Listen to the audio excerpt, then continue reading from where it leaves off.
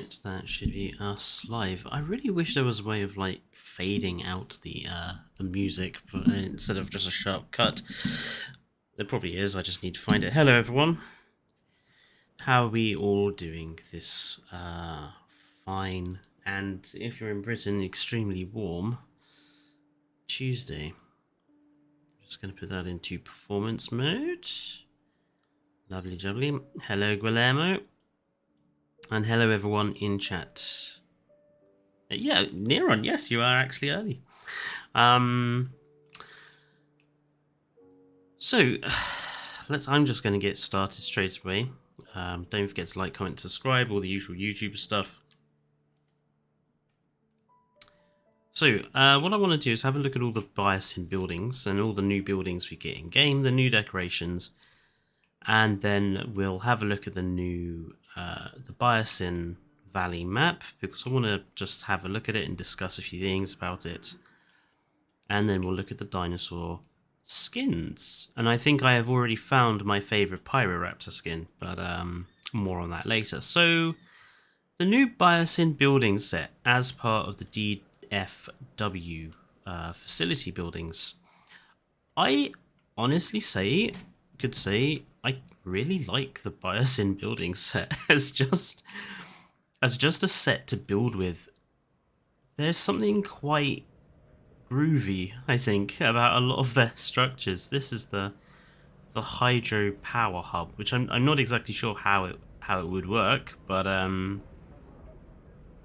just think that looks really cool with like these two turbine buildings on the top. The only thing I would say about all of the BIOSYN buildings is that the fact they stick the BIOSYN Genetics logo on the front is a bit of a distraction. But I have to like look at the backup generator here.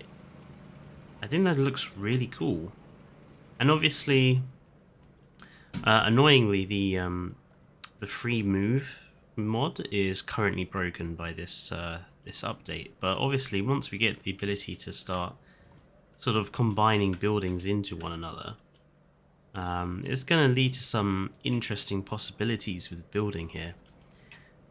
And yeah, the contrast between the orange and the white and the grey just works really well. Their command center is a bit more interesting, I would say, than the other command centers we've got in game as well, because of this. And this is something else we'll see on the other buildings. They've got this sort of cage-like bar detail around the windows, and then you've got wood paneling as well. This one just has the upper windows on mostly. Apart from that, it's just a kind of planned building. But this, I mean, this is the research at the Fossil Center, and I think this looks really cool. You've got this upstairs seating area, and I do wonder, like, I have got it connected to an entrance, so there should be people coming in. I do wonder if we'll actually see people using this up here, just like walking around. I like the mossy roofs. That's such a cool touch. Where someone I used to know, where he used to live, they had like these wall panels on the sides of shopping centres that were just covered in moss and plants, and they look so cool.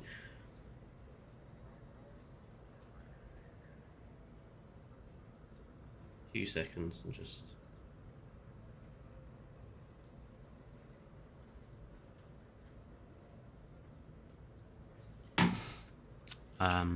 and yeah, actually, as a building itself, this round main section with the bars and the wooden paneling, and then these weird sort of I'm not sure what you call them, sails, I suppose, just for a decorative touch. I just think it looks really cool.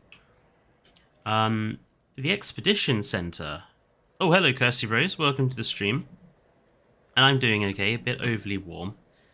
And I've had a bit of bad news about some stuff going on, but I'm more or less okay. How are you, Kirsty? So, this is the Expedition Center, and do you know the one thing I absolutely adore is that this communications dish moves. It's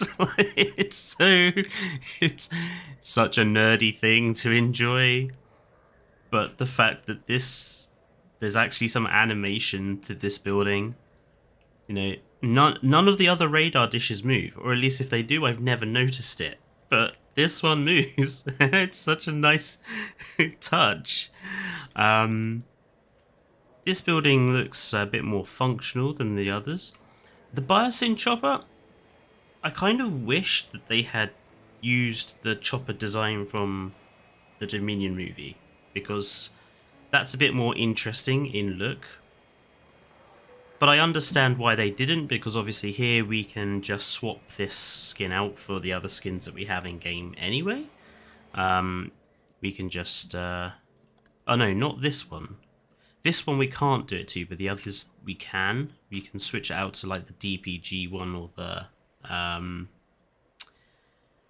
the Lost World camo skins. And yeah, maybe it would have been nice to have this one, which you can't change anyway, just be like that double turbined BIOSYN chopper from the movie. But it's still a nice building. But again, that big logo is kind of obvious. This is, I think, my favourite building of all of them. This is the staff centre, and I think this looks beautiful. Again, with the mossy coloured roofs, but it's also a kind of a weird shape as well. That is the that's it if you want to have it basically flush with a path. The entrance is down here, so it's not a sort of usual shape. It's quite a groovy shape, and I think it just looks awesome with this central little avenue here with a little decorative features, and I really like this as a staff center. And yeah, Rami, like you could even combine these together and claim they're some sort of like mini hotel or something, because like once we have the free build mod, you'd be able to sort of combine them together to expand. Like we could probably put one like there maybe, or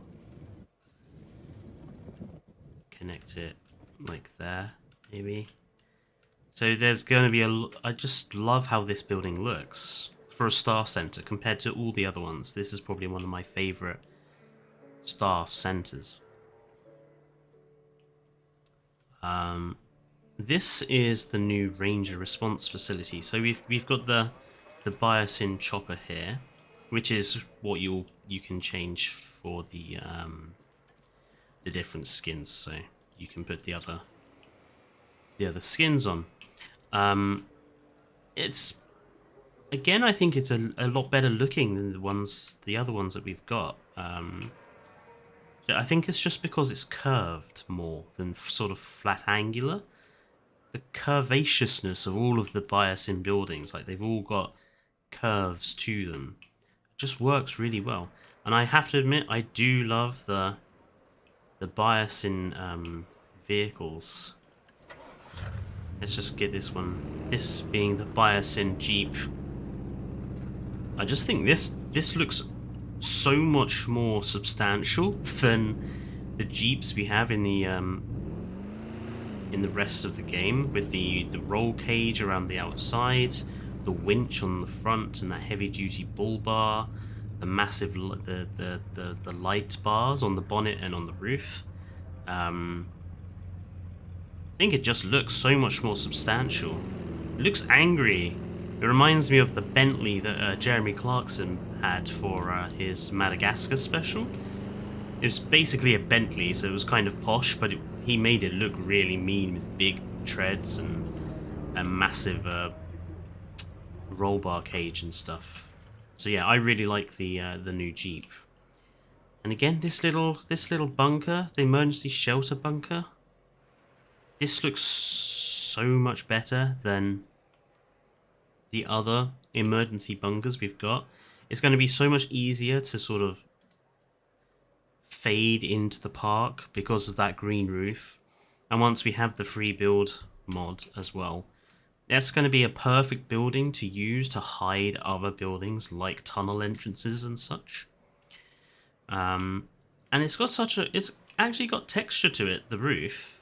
It's not like a flat texture. Actually, there are bumps and lumps to it, which you can see that there. It's got some unevenness to it. So it is well done. The grass roofs. And this is the veterinary building. Again, I really like how this veterinary building looks. The wire fencing around the outside with this little like pod here and gate here, so it's really obvious where you'd go get the dinosaur in. The other paleo veterinary buildings, they don't look very functional. If I can just like grab like this one. Just whack it on fast forward to quickly build it.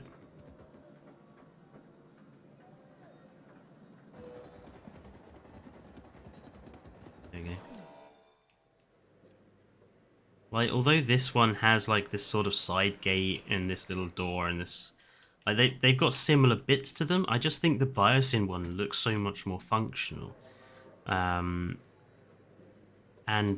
continuing that round feel to it as well. I think it just, compared to the other paleo medical facility, I think the BIOSYN one just looks better. And look at the chunky medical vehicle. Again, with the roll bar around the outside, the winch, the lights, bars, those massive doors on the side. Just think, again, it looks so much more, so much like something you would actually design to have dealing with dinosaurs. Is the Hyperloop available on all sandbox maps? So this is something I'm actually glad it got mentioned here, the Hyperloop. It is only on certain buildings of the BIOSYN collection. These are the only 3 buildings that I have been able to attach the Hyperloop to. If I actually go to edit Hyperloop, you can see that none of the other BIOSYN buildings have Hyperloops below them. So it's only the power plant, it's only the command center, and it's only the viewing tower that I've encountered so far. This is in sandbox mode, so you can build the Hyperloop wherever. But it is disappointing that we can't connect more buildings to the Hyperloop. And it does mean that if you want to use the Hyperloop as park transport, for example, you're always going to have it connecting from, say, a command center to another command center. It's because it's one of the few buildings that allows you to have a path connection.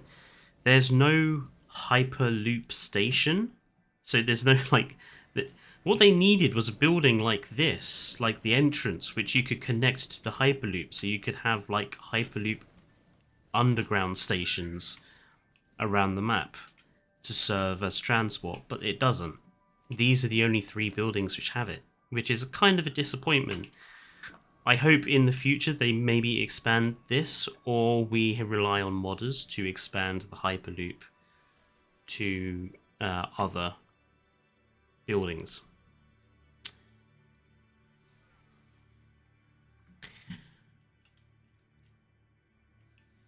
So yeah, the hatchery, again, continues that the curvaceousness. Looks pretty fine and decent. Is that, what's that there? Is that where the upgrades will appear? Oh yeah, so if you stick on upgrades, you'll get, you know, the towers on the outside. And you've got this nice I actually like how much more greenery this one has to it.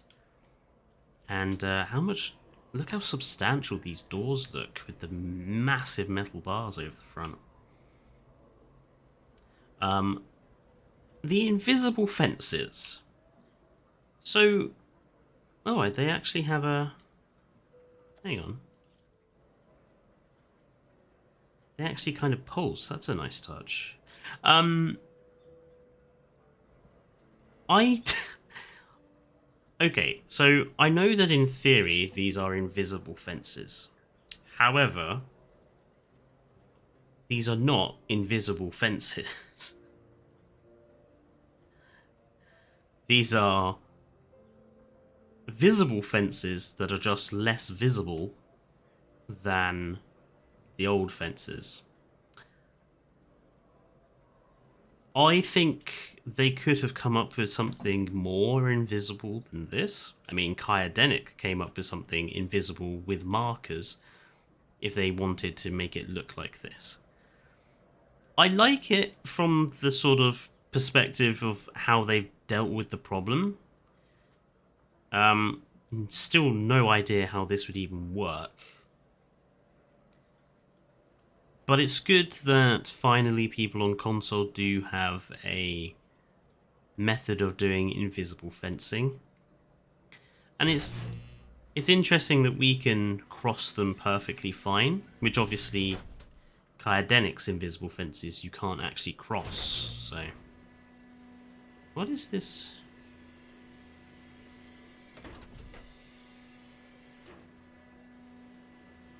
I'm sure there's supposed to be an animation to this, the gate.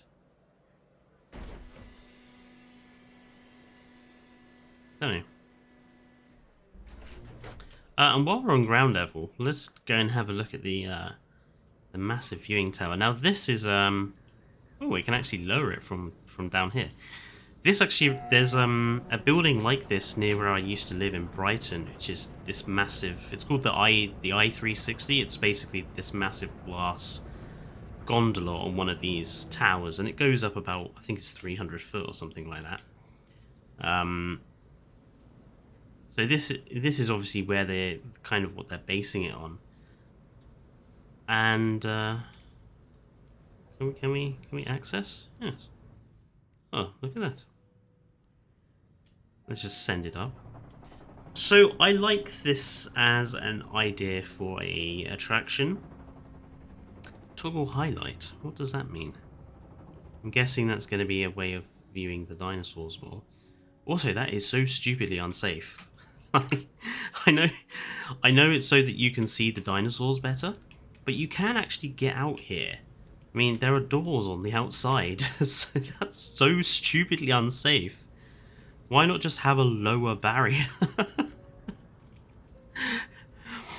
I mean, in reality, that there's so many health and safety problems with that BIOSYN. But anyway, I like this idea as an attraction building because you can stick it anywhere, and it does have, I think, 360-degree coverage, and that's actually quite a lot of 360. Wow, that is huge. That's a huge area. Now, compared with a traditional viewing platform, look how big the look how massive that is compared to the viewing tower. That is huge. So yeah, this is going to be a lot more usable as a viewing tower. I think it's going to be very difficult to make it look more sort of guest-y and less BIOSYN facility-y. However, it's one of the few things that we have in the game currently that can function as a similar to the viewing domes out of Jurassic Park Operation Genesis. You could easily stick that in the middle of a big enclosure like you would do with the viewing dome, and you'd be okay, as long as, again, you had access to a control center to do a Hyperloop link, which again is why I think we needed a Hyperloop station building of some sort.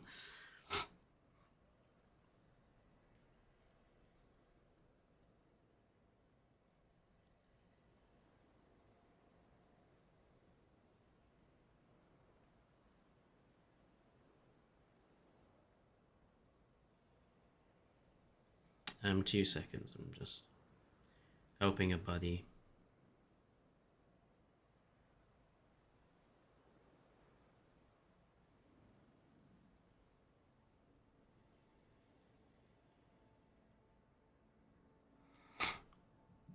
I wonder if you can place the viewing platform in the aviary.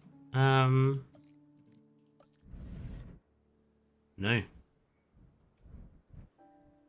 Says it's obstructed. Obviously, once we have free build, that won't be a problem. And at least the tower is only about aviary size. So that's fine. Of course, it does mean if you're not going to be using mods, these are limited to external use only. I suppose you could also like put this, once we have the free build mod, we could put this in the lagoons and sink them down into the lagoons, so we could use them as a lagoon viewing dome. This is one of the last buildings that the mod adds. It's that the DLC adds, sorry. It's just a tour ride for the DFW era, basically. It's a very bland looking building from the outside, as they all are, and it uses the same tour truck model as the tour ride, the Jurassic tour, just with the US fish and wildlife all over it. That's fine. There's another, that was a big stutter there. I have noticed that this update has come with a lot of stuttering again. Yes, free update, Kirsty. Yes, my mistake.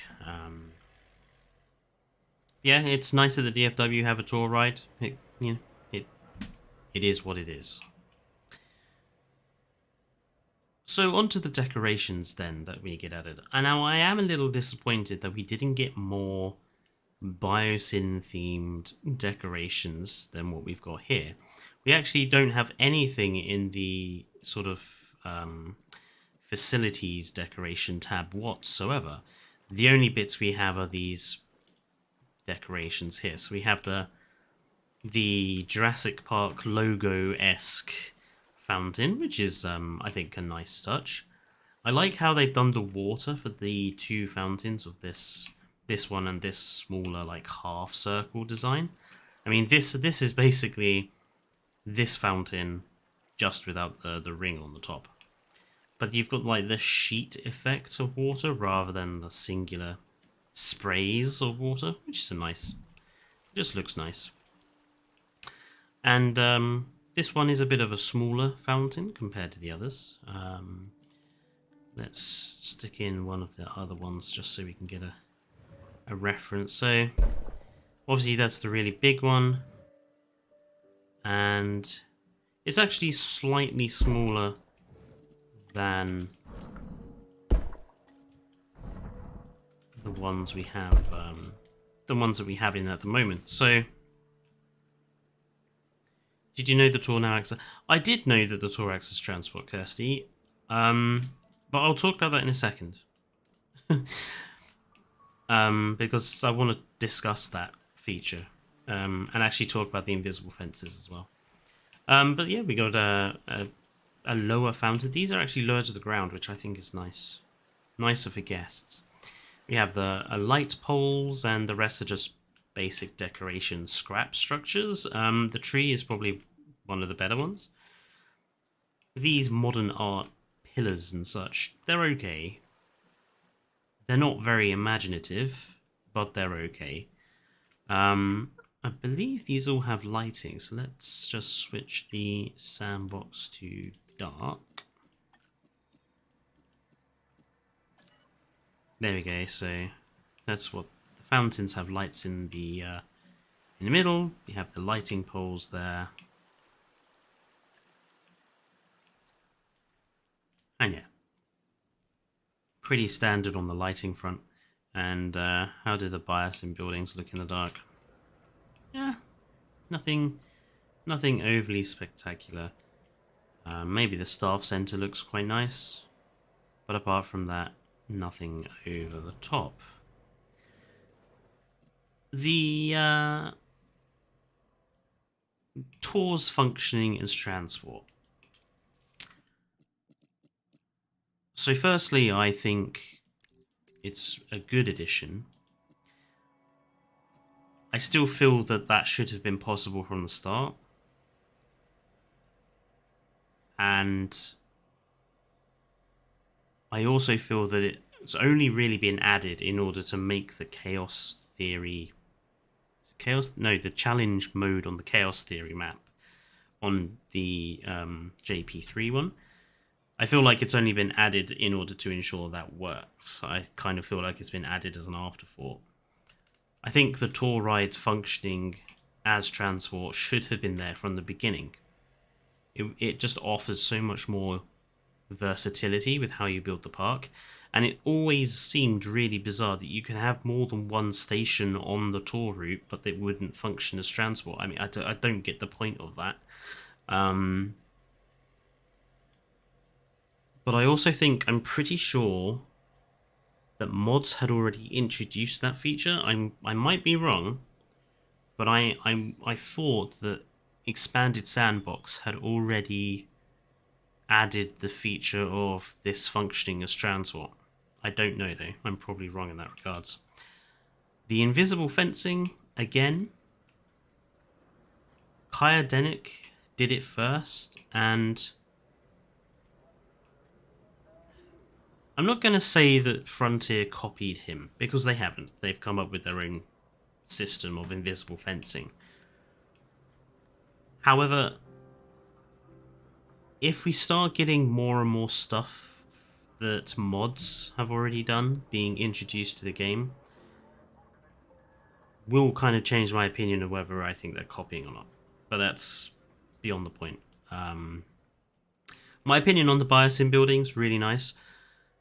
I wish we'd gotten like a full set. Well, yeah, Barry, Kai didn't do it first. Was it Mr. Trudon? Was the first game? Can't remember now, it's been so long.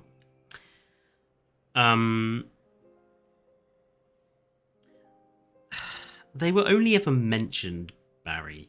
They weren't, and the first game never implemented them. So modders are the ones who implemented invisible fences first. But back to the BIOSYN set, I really like it. I really like some of these grass-covered buildings, just because it's going to make it a bit easier to sort of disguise them and make the park look less concrete jungle-esque. I wish we had gotten this as a full building set, though. Like, I wish we'd gotten an aviary design. I wish we would have gotten a lagoon design. Now, we did later down the line get a DFW-style lagoon, DFW-style aviary. So maybe down the line they'll expand the BIOSYN set enough to make it a proper full set. But for what we've got, I like it. And I definitely think I'm going to be using the BIOSYN Jeeps as much as I can in my own parks. Obviously, I won't be building any parks until all of my mods get updated. Unfortunately, this particular update has broken all of the Dinosaur Skin mods, including all of the Lux mods I had, so that's a bit of a shame. But since we are talking about dinosaurs, let's move on. Let's go back to main menu. Yeah, exactly, Neron. I mean, it was mentioned in the film, but it was never actually done. So let's have a look at the maps then. So let's have a look at BIOSYN Sanctuary first. Doesn't matter how I set it up because we're just loading into it.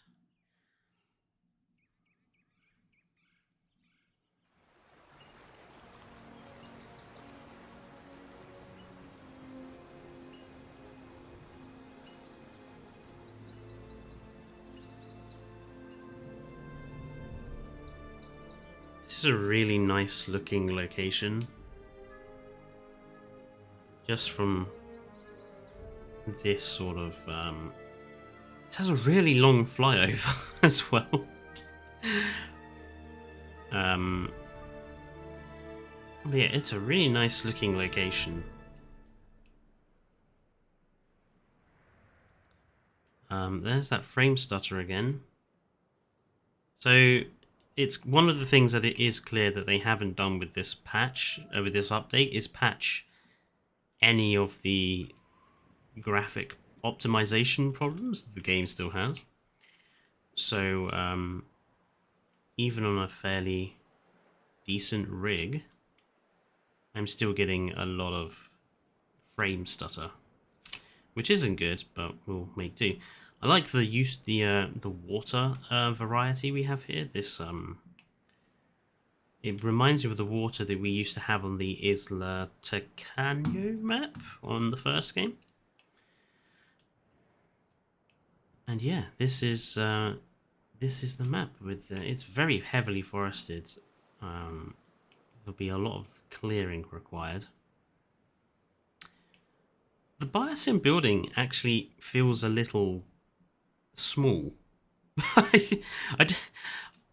In the movie, it seems a lot bigger than this. This building seems very small. And if you look at the size of the courtyard here, like, I'm not going to spoil the film, but those of you who have seen the movie, how do they think that's big enough?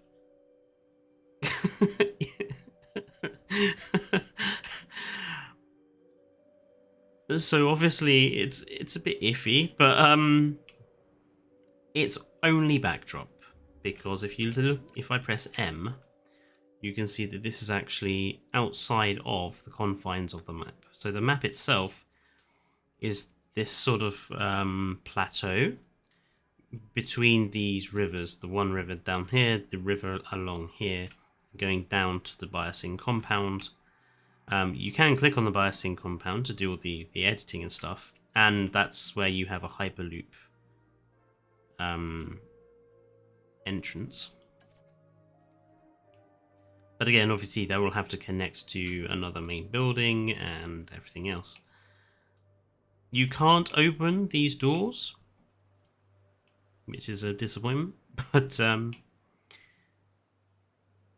it's a nice large map, and the fact it's already on this plateau as well, so it's realistic in that respect.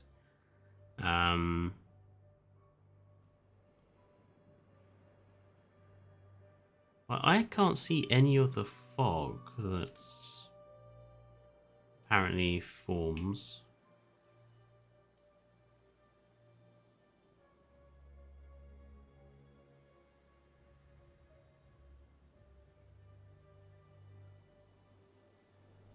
Yeah, I don't see any fog.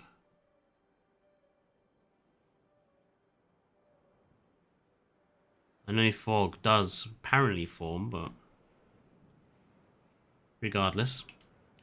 Yeah, it's a big map. It's big and it's flat. So it's similar to Isla Nublar in that respect. Hello, Omar. I didn't see you pop into chat. The building gets deleted if you flatten them out. Yes, and that's the other thing as well. That this building disappears. Which I don't understand why.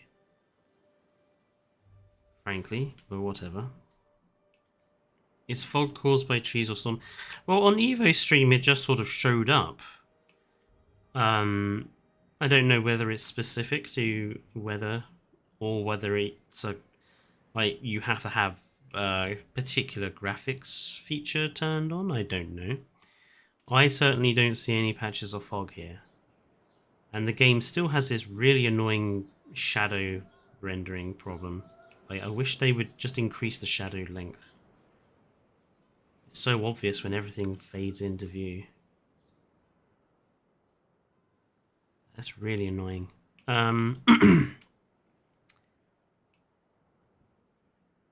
Change the time to dawn, maybe.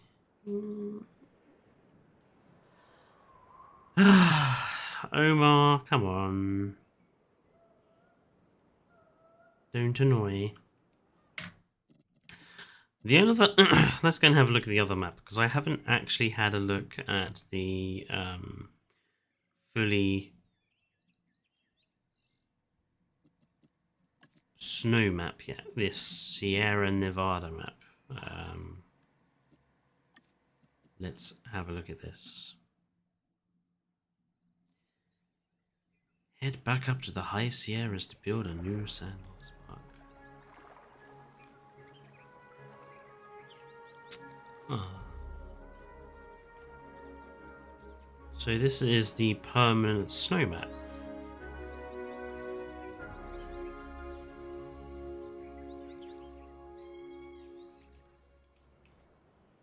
So it is, well, it is snowy. Where are the map boundaries? Okay, so this is kind of a bit like the Arizona map that we have in game currently. With, you know, it's sort of roughly circular with a couple of blobs on the end. You do get this large river running through it from the start, which is a good environmental touch. And it's very distinctly on 2 levels. It's a lot higher on that side than down here. So building parks is going to be interesting. Something I wanted to have a look at is what the terrain textures look like. Okay. So they give us terrain textures, but it doesn't really matter because they're all snow anyway. That seems a bit strange. They would give us these textures and that they're just all snow anyway. Oh, hello, Evolution Square. Omar, do not annoy me, please.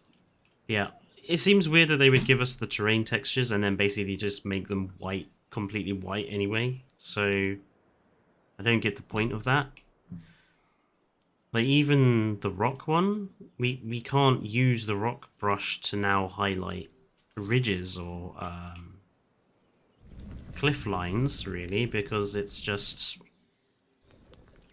covered in snow, so it's not noticeable. You might as well not have terrain brushes. Yeah, it's a nice enough map.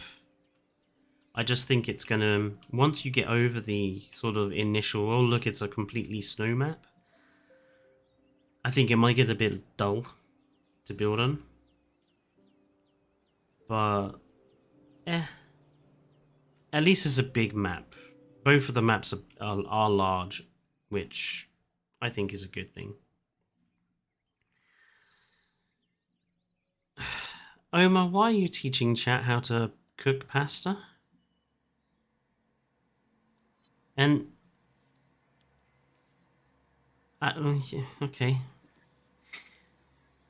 I'm not going to look at the challenge modes, although I know they are there.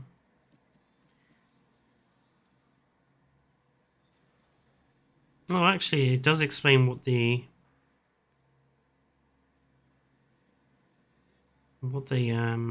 just struggling to make it. Management, shipping delays. This is the weird Isla one where it's all divided from each other. Jurassic Worlds. Keep the new species rolling in and money will surely follow. Recovery operation, well done. Turn disaster into opportunity. So yeah. One thing I will say is that while I have absolutely no interest in the challenge modes for the Chaos Theory maps, it's nice that they've given each of them their own distinctive feel. And I feel that's something that the challenge modes should have had from the beginning. It was one of my criticisms about challenge mode in the first game, that it wasn't really a challenge doing the same thing over and over again. I'll be curious to see how different they really are. So I might play through 1 or 2 on the stream. And I'm probably going to do a story campaign on stream, but I want to get looking at the dinosaurs. And I think I've already found my favourite Pyroraptor skin, and we'll start with Pyroraptor.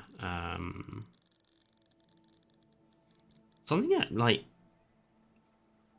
I have barely... Oh, Evolution Square. No, that gets removed. You do not put pineapple on pizza. No, never. The Pyroraptor,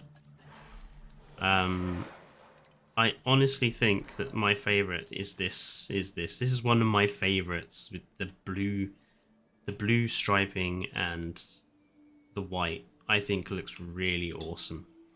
But let's just look at the standard blank patterns for these.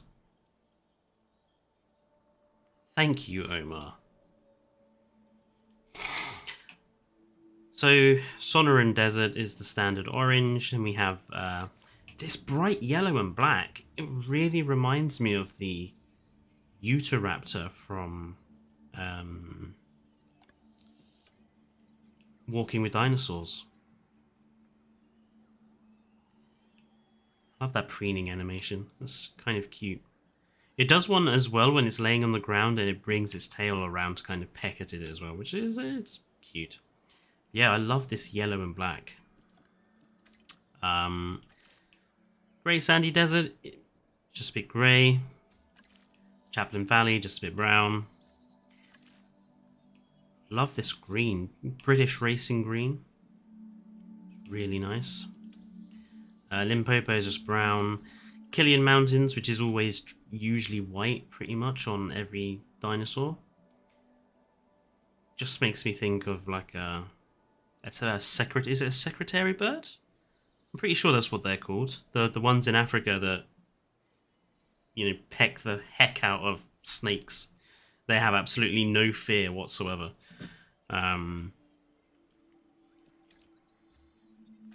This black as well, that's beautiful with the slightly brown red feathers. Svalbard, which is this lovely navy blue. Wow, Amazon rainforest, which turns it into what are the name? Those giant ground parrots that are this bright green color is quacker or something. I'm sure I've seen like one of them try to have sex with Stephen Fry's head or something. It just reminds me of that. Beautiful and bright though, very vivid. Mangrove forest, wow, even more vivid. Kakapo, that's the one. Thank you, Niron. It looks like it's on Mountain... Oh, no. Guillermo, this is the Mountain Dew Pyroraptor skin now. Yeah. Could you imagine this in Jurassic World? Isaac Clement would just stick Mountain Dew on the side of it. And Gambia is this... Wow, lovely blue... I really do like how they've managed to do the feathers. They have that sheen to the feathers, which is a really nice touch. You can just that sort of the way the lighting plays off the feathers. It's so cool. Dinosaur King, Fletcher, Gambia. Well, I'm on Gambia River and Litho. Oh wow. Very cool. So let's just have a look at what each... So Rana adds the... What is it? It's kind of a cream white to it.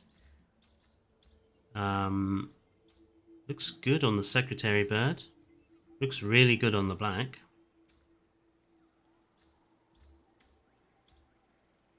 Yeah, I'd say that color, like that pattern works pretty much with any color. Calcarana, was it? It's changed it to this orange, really, doesn't it? It's an orange blob, which, yeah, it doesn't change it that much. So Calcarana, I would say, don't bother with. Lithobates, wow, that really distinctive red. Again, looks really good on the secretary bird, I have to say, and on the black, which I used for the thumbnail for this, because I think it looks awesome on the black. It's good on the green as well. Then we have Pulcrana, which is sort of like a light cyan, which, yeah, it's not really too noticeable on any of these, apart from maybe the blue Gambia River Basin. So yeah, I would say Pulcrana, don't bother with. Papyrana, look at that. That's like goes from like the most unvivid to the most vivid. I'd say almost too vivid, but really love it on the white. Really love it on the black. Really like it on the green as well. And it just matches the blue of Gambia as well. Kind of like it on the purple as well. These is like warp plasma colours from Star Trek. Just gonna call it the warp plasma skin. And Pelophylax, which is just a darker blue, really. Which, oh, darker blue with green feathers. Not my favourite combo. I would say sort of Papyrana, Lithobates, or Rana. They're the only three you should really bother with.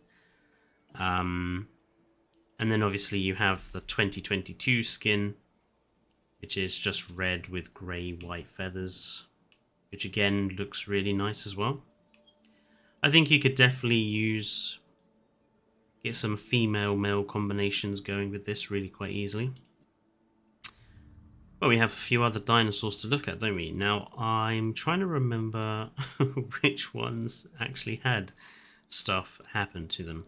Dilophosaurus, right, has a new skin, doesn't it? 2022.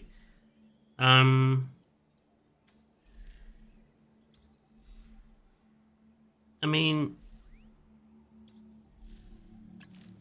it's not that much of a change. You've got a blander body and a slightly brighter frill, and that's about it. Was it really necessary? Suppose we don't get one with the frill exposed. No. I'm not sure what the point of it was, to be honest. It doesn't add enough difference for me. So, I mean, but I barely use Dilophosaurus anyway. Dimetrodon is our other new guy, isn't it? How did these actually walk?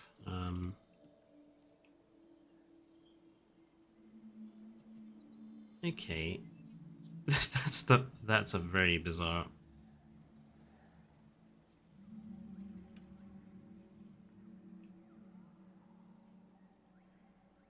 Yeah, it looks okay. I think it needs more side-to-side swagger. Animals like Dimetrodon with this pose, they have to kind of bend the spine. It's a bit stiff in animation, but it's okay. So what do we have for skins? Let's just remove any patterns. So the Sonoran Desert again.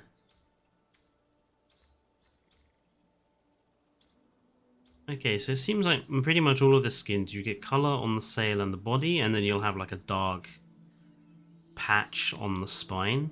That's quite nice. I like that. It reminds me of an iguana. Limpopo River. Killian Mountains as well. It's also one I like. Svalbard is white as well. That's... Ooh! Amazon Rainforest is nice and bright. Mangrove Forest, and Gambia River Basin. So what do the patterns do? So patterns mostly add markings to the sails. So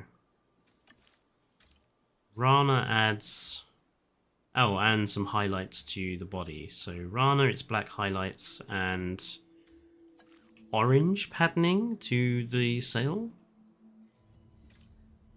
Looks okay if you have white or black on the sail. It's not very noticeable otherwise.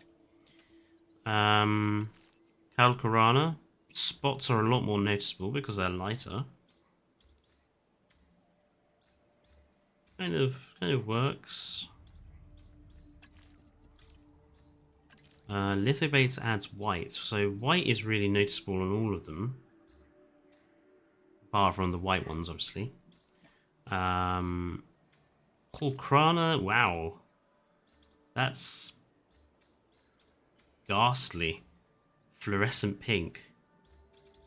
Yeah, no. No thanks. Haparana, which is like a blue. Blue-green. Yeah, I think it works. The blue-green. And Pelophylax, which is basically purple. Yeah, no, I'm not sure on that. I'm kind of disappointed, to be honest. I think it's a bit... I don't know. I think the actual colours they're using for the patterns are not very good colours. And I would have liked to see something a bit more distinctive than just kind of some splotches at the top and a couple of stripes. Something with a bit more decoration to it. That being said, the 2022 skin I really like. That bright red frill. So I should probably just use the 2022 skin, I suspect. What other dinosaurs or stuff? Dreadnoughtus, right, yes, the new Dreadnoughtus. It is huge. Like, the tail length is enormous now. It's not quite as tall as it used to be. This is more paleontologically accurate. If you care about that sort of thing, the modern reconstructions have Dreadnoughtus holding the neck at a lower angle than really strictly upright. So this is more realistic. I love this one. Actually has a neat enough skin. The light striping on the dark body. Something that Jurassic World Evolution 2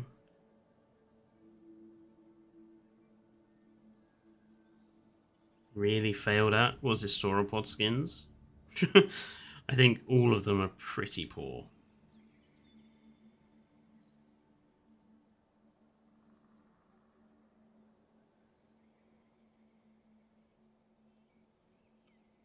And the head.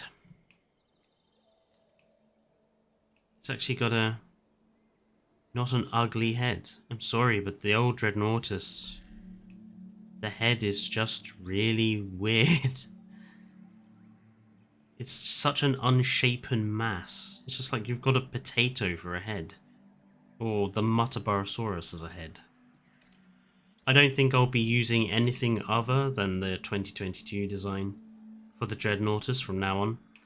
Even though it's only locked to one colour, I don't care. It just looks better. And I'm sure modders will port over new colours anyway. Right, where are we? The Giga.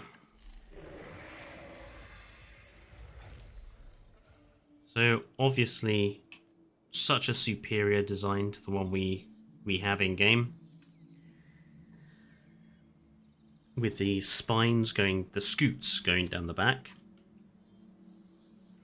In terms of coloration, I would have liked a bit of other coloration. I don't understand why Parasaurolophus have 3 different colorations, even though they were barely in the movie. And yet Giga only gets the 1. Dread only gets the 1. Everything else only gets 1.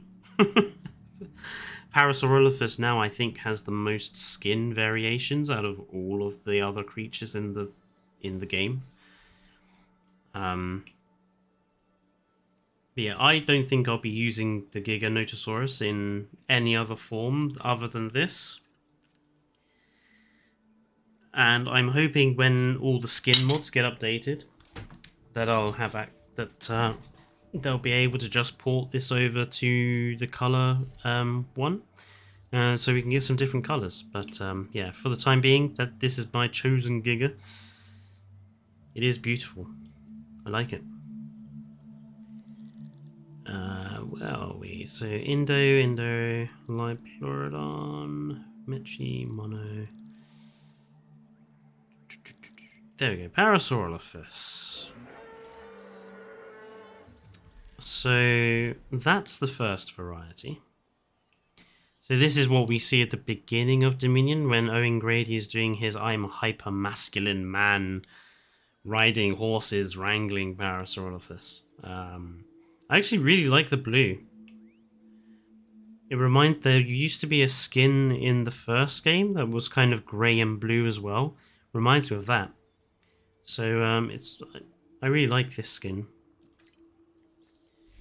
The B variant is just very bland. It's just kind of like the normal skin, just with a different shaped head. And the C variant is a bit more distinctive with the vertical stripes and obviously the different head. But I definitely think the better one is the blue. Just because it's bright and vivid. Very nice.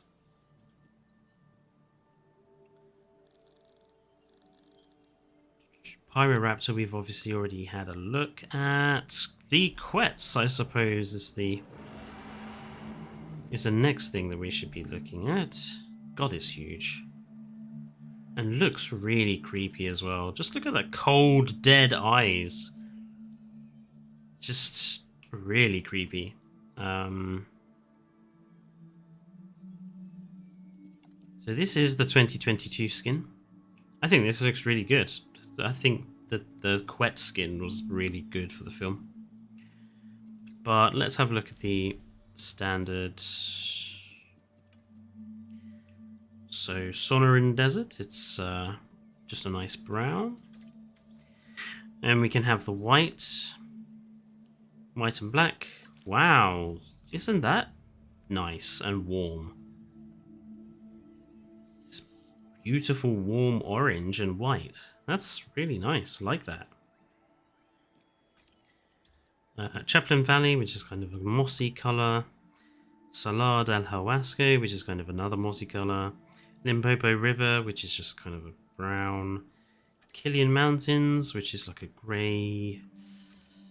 Yukon River, which is just a black and grey. Svalbard, which is this lovely sky blue. Light, cold blue and white. That's nice. Anyone else think the blue para kind of looks like the para from Prehistoric Park? It does, yeah. Good point out, Neron. It does look like that.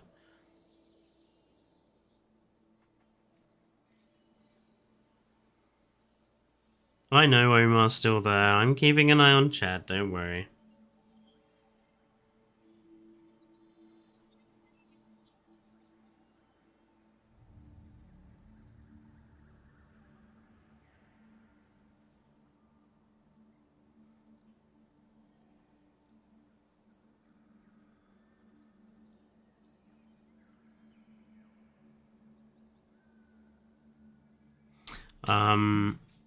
Amazon rainfall. Oof. Crikey.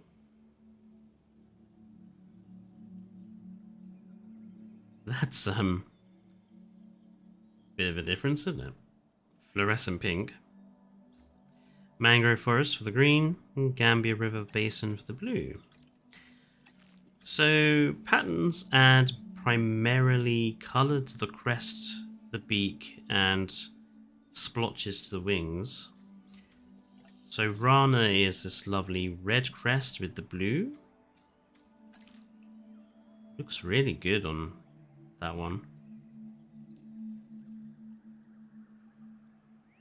Yeah, I agree with you there, Neron. It should bloody well walk. All the big pterosaurs should walk.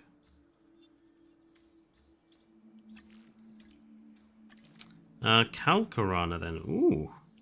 So purple crest, red on the beak, and really vivid black striping on the wings. Wow. That actually reminds me of the camouflage skins that the Luftwaffe used to use.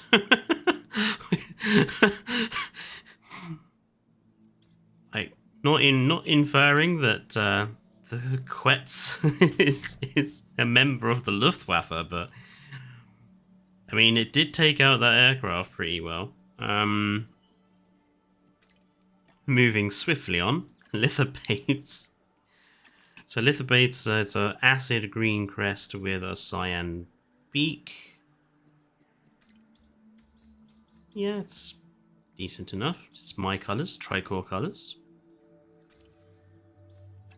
Pulcrana, which is a kind of lighter green crest and yellow beak with, again, colourless splotches.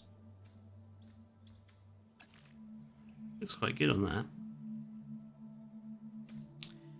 Paparana, which is what, blue on the crest, blue orange on the beak, and no splotches. Oh, lighter. Oh look, that adds a little bit of colour change to the wings. Sort of orange splotches. Yeah, so it's all right. Nothing much to write home about. And Pelophylax, which is pink crest, purple beak, and blue splotches.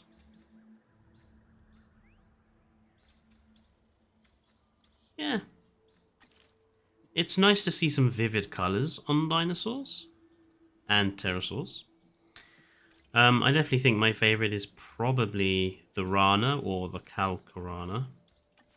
Just because I think they go with nearly any of the skin patterns you could choose. I definitely think my favourite blank skin is definitely a Great Sandy Desert.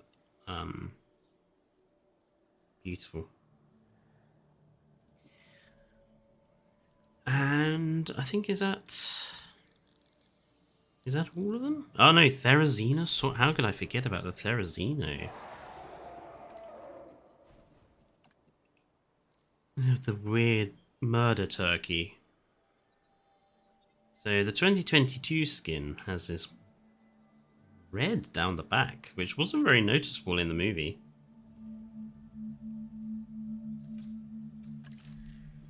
However, standard skin. That. Now I have heard some people complaining that this model of the Therizinosaurus is not accurate. And for those people who want to complain about that's not accurate, there isn't much we can do about that. Therizinosaurus is one of a number of dinosaurs, and one of a number of dinosaurs from Dominion, it has to be said, where the amount of fossil evidence we have for it is kind of limited. With Therizinosaurus, we have the arms, we have a foot, we have a few ribs. That's it. We have none of the rest of the body. We don't have a head, we don't have a neck, we don't have a tail. We know bugger all about the rest of the Therizinosaurus. So any reconstruction is going to be really heavily based on other animals. That being said, I think this depiction of Therizinosaurus is fine. I don't think it looks excessively weird. I think maybe the head could be a little smaller. I think it's a very big head, but apart from that, I think it's fine. And I like the difference in feathers again. Unlike the Pyroraptor, these are sort of more quill-like feathers, like the raptors from JP3. It kind of looks like a roid galley. I suppose it does with that colour scheme. It looks like a Gallimimus that's been on steroids.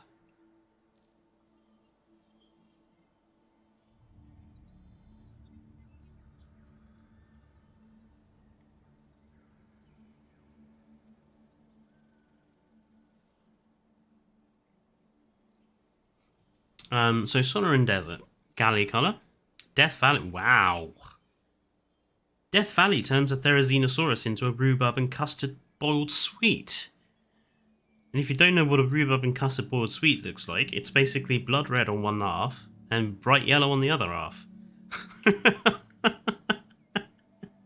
That's such a strange... Wow, that's a really...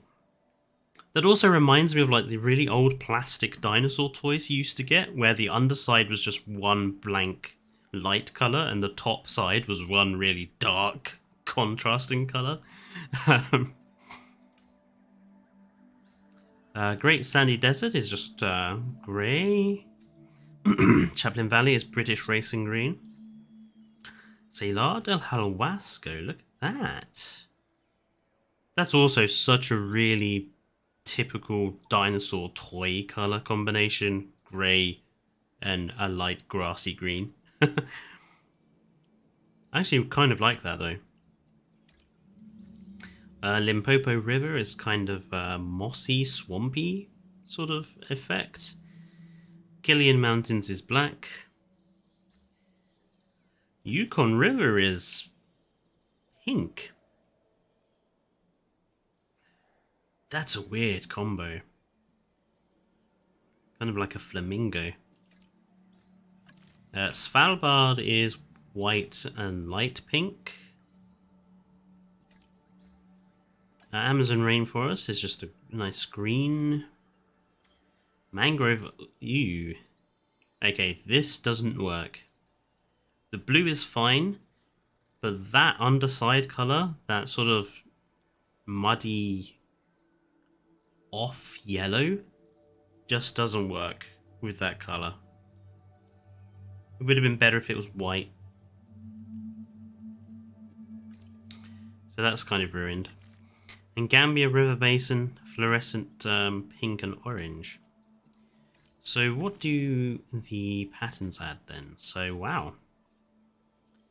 So Rana adds blue, basically. It turns your Therizinosaurus into a blue Therizinosaurus. With go faster racing stripes and head ornamentation.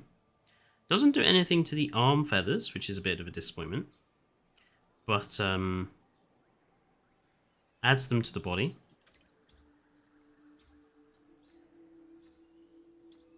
Guess that works on sort of the base colors that don't have too much coloration. And thank you, Kirsty Rose, for joining in.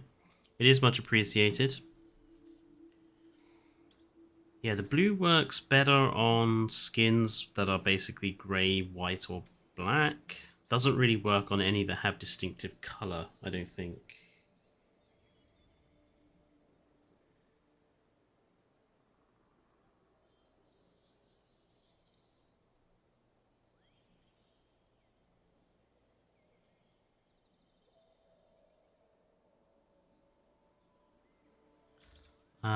Let's have a look at Calcarana.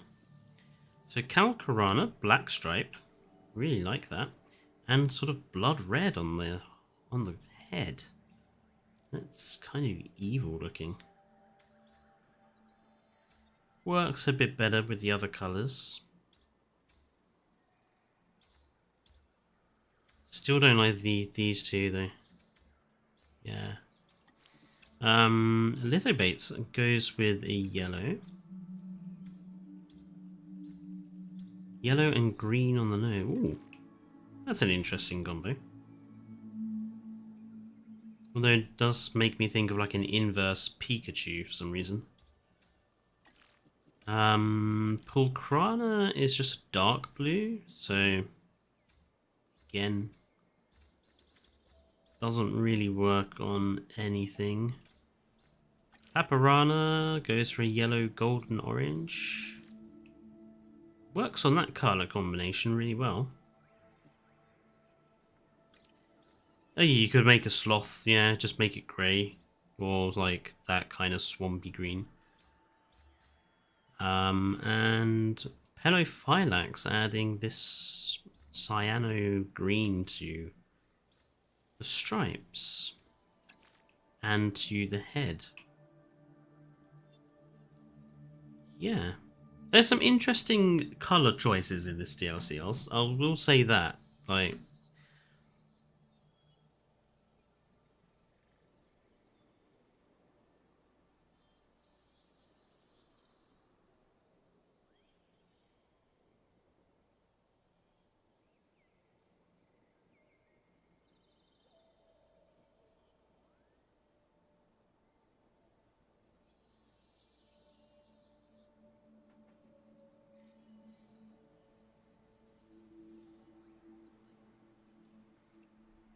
yeah, interesting choice of colour. And I think the only last thing to do is the Rexy baby. So Rex we get two variations of. So this is supposed to be Rexy from 2022. Now it's difficult to see because the scarring is supposed to be... So this is supposed to be Rexy post-Indominus Rex fight, so she's got the scarring on the neck and on the back on one side, more distinct than the other. And it's supposed to be the same Rex, so it's supposed to be this Rex. That's supposed to be Rexy in the park, and then this is supposed to be her multiple years later. I mean, the colour is not quite the same. She's more pale. I don't know if reptiles naturally get more pale as they get older. I don't know. I mean, she does look older because she is pale.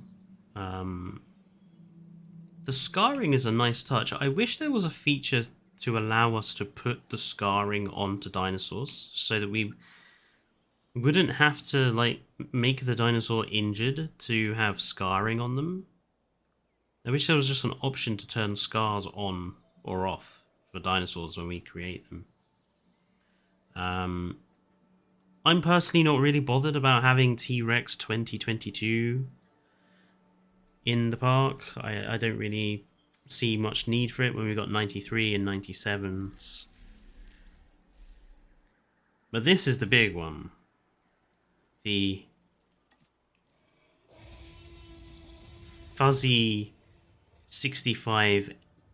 So they've made a typo here. It's MA, should be MYA for a start. But yeah, this is supposedly T-Rex 65 million years ago. The fluffy Rex. And yeah, I mean, it's got its fuzz. I like the fuzz. I like how it's very different to the other dinosaurs. It looks like a gorilla. I feel they've missed a trick, though, here. This is supposed to be T-Rex from 65 million years ago. It's supposed to be as accurate a representation of T-Rex as possible. Now, it isn't, because this is just the Jurassic Park design of T-Rex with some fuzz on the back. And I feel that they've missed an opportunity to give us a realistic depiction of T-Rex with all the feathers and stuff. Because, I mean, this is supposed to be 65 million years ago Rex. Apart from that, I think a little change of colour to the fuzz so it would stand out a bit more. Because it is the same colour as the rest of the dinosaur, which makes it a bit difficult to see it from a distance. It just looks brown. And this is, you're going to be seeing it from this distance most of the time. So if they just added a little colour to the feathers just to make them stand out, that would have been good. But yeah, Fuzzy Rex. I like Fuzzy Rex, but I do think prehistoric... I think prehistoric kingdoms... There you go. I got the right one. I was like, there are too many prehistoric somethings. Park, kingdom, planet. Prehistoric kingdoms, feathered Rex is better to me.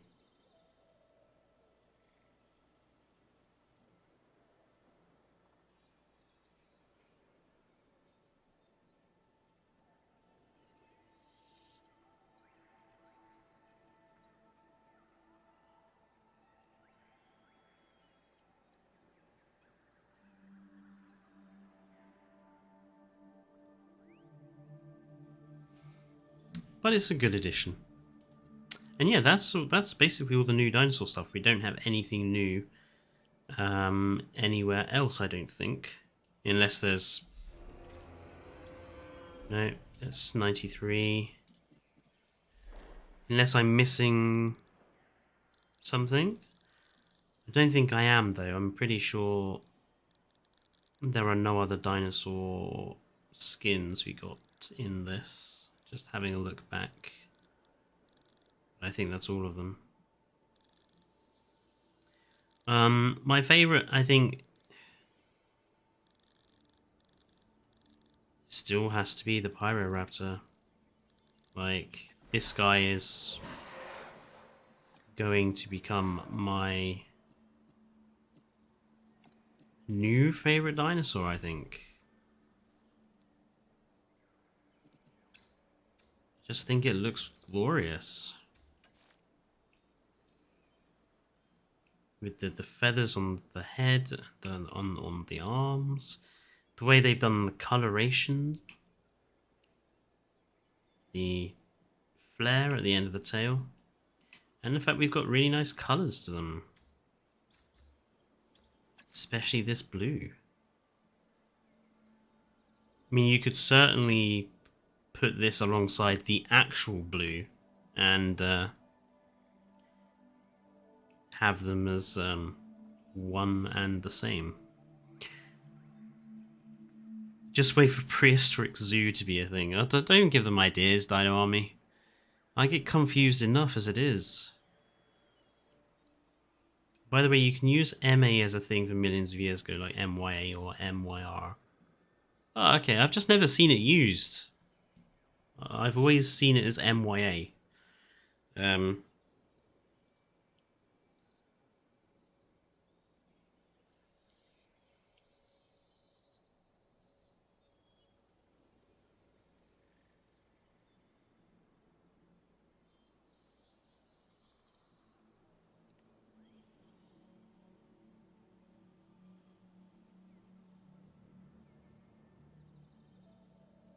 Few seconds, folks.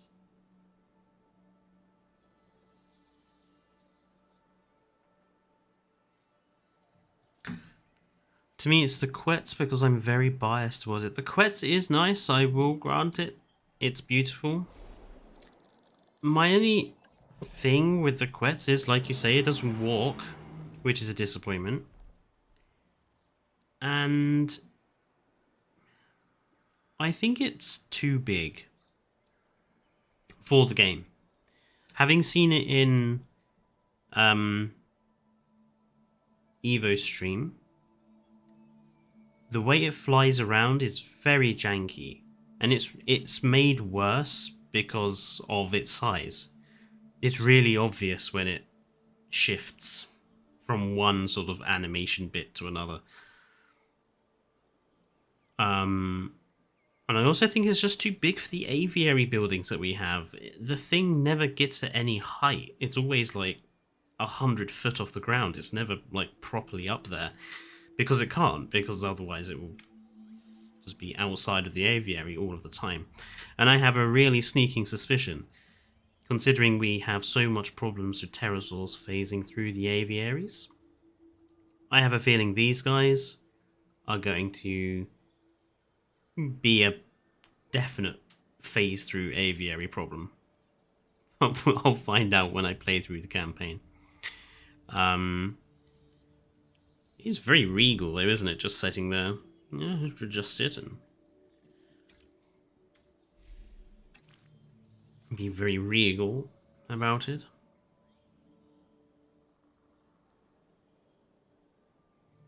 Yes. Bloody scary though.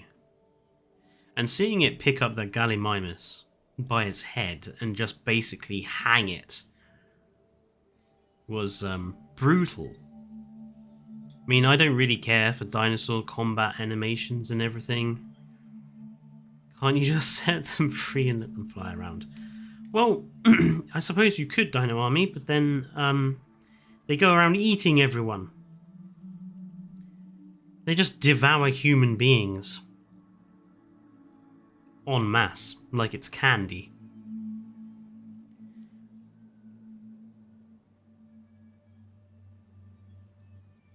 It's a cool animal, though. Guests are replaceable.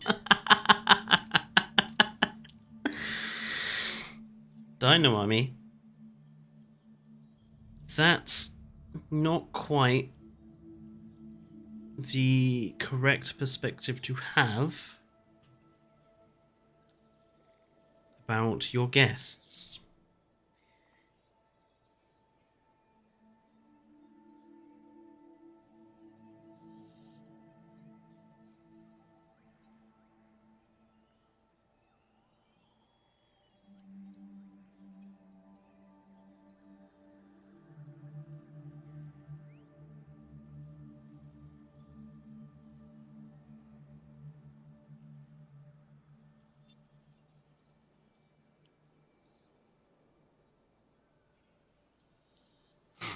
But yeah, Quetz is nice, Pyroraptor is nice. Thero, Xeno, I'm not massively fond of, but it's a good addition. Incidentally, whoever calls these things on its hand nails needs to be hit by a chair. They're claws. They're not nails. Claws or talons. Nails. Whoever wrote that article in whatever, was it PC Gamer or whatever it was? He needs to go away and do some research before he writes another dinosaur article.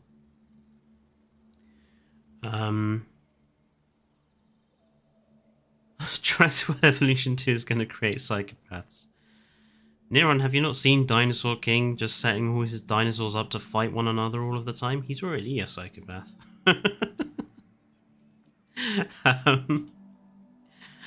But yeah. I am happy with the new BIOSYN stuff. I'm happy with the new creatures. I haven't played the campaign yet, so I can't say whether I think it's justified or not, because everyone knows what my opinion about the DFW campaign was, in that it's shit. So the Dominion campaign for BIOSYN has to be legitimately a decent chunk of content on the end. So I will hold off my opinion until I've played it through.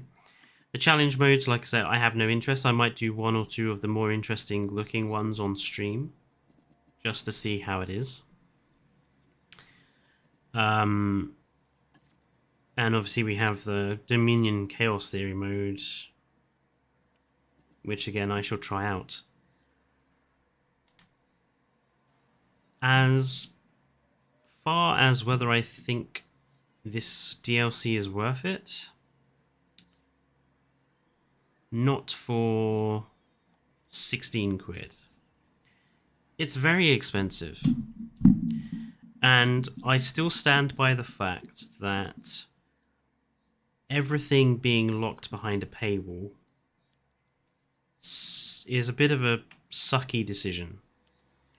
Now, I'm prepared to accept that Universal was the reason why, but I still think it's a really sucky decision to do, especially when they gave us all the Fallen Kingdom stuff for free. Like, they didn't have to give us everything for free, but some of it for free would have been nice. And it does feel like we're getting content being sold back to us that was always supposed to be here. Now, hopefully that's the only and the last time that it comes across like that. I would hope that Frontier doesn't make a habit of it, because I don't think they're as bad as EA Games or Ubisoft or any of the other terrible game companies these days, where you buy one of their games and it feels like they've cut it to pieces so that they can sell it back to you bit by bit. But we'll wait and see. And I'm also curious to see where Frontier are going to go with this now, because that's it. We don't have any new movies due for release anytime soon. Camp Cretaceous Series 5 is due, but we've already had Camp Cretaceous stuff. So what are they going to do for the next big DLC? They're going to have to create something entirely from scratch, something entirely original. Please, Frontier, if you actually happen to be watching me, which I seriously doubt, but if by some miracle of a chance someone randomly sees this, please give us something for the lagoons. Because they are so dull right now. We need the lagoons redone. We need decorations for them. We need more variability for them. The lagoon animals need distinctive behaviors for social and for idling and everything else, because at the moment they just swim around and eat. So come on, Frontier. Next DLC, a big lagoon revamp, please. Maybe add a few new creatures, you know.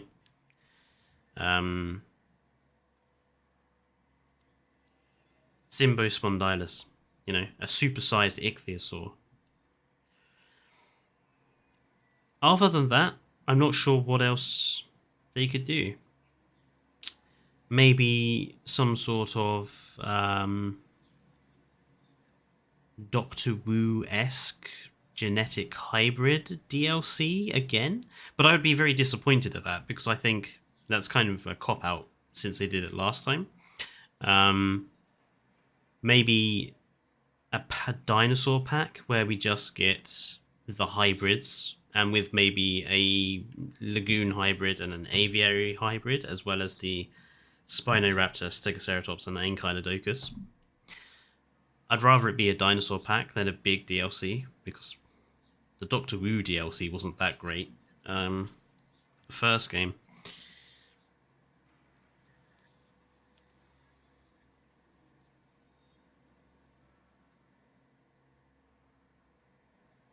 But yeah, so that was just my initial thoughts. I might stream the campaign on Friday night. On Sunday, I want everyone to come together to do a bit of an experiment. What I want us to do is to sit down and, like how I did with the Let's Make a Better TV Show Than Camp Cretaceous stream, I want to do a let's make the next Jurassic Park, Jurassic World movie. Like, we'll assume that everything has happened with Dominion and everything else, and we'll be like, so if it was left up to us, what would the next Jurassic movie look like? And I think it would be quite a good, fun thought experiment, because people got quite heavily into the Let's Make a Better TV Show Than Camp Cretaceous. But I think that was just because people wanted to come up with new and imaginative ways of killing Claire Deering. And I do remember some of them. Neron. Was one of them being kicked by an Apatosaurus? I distinctly remember that one. I'm sorry, Bruce Dallas Howard. You might be a reasonable actor, but the character you were made to do, she's just not someone we like. Sorry. In any case, I'm going to pop off now, folks. Thank you for joining me and to get my view on the DLC. It's very much appreciated. I know I'm a small-time YouTuber, not massive like Evo or Besserslot or anyone else. But I do appreciate all the support, and all of us here at Triclaw also appreciate all of the support. Especially at the moment. There's a lot of stuff going on in the background that you guys don't see. Some of you know about the problems I'm having at the moment, but Dane is having problems as well. And, we appreciate all of the support. So yeah, thank you for that. But yes, I will see you guys hopefully on Friday evening. Enjoy the rest of your days. And until next time, stay safe and goodbye.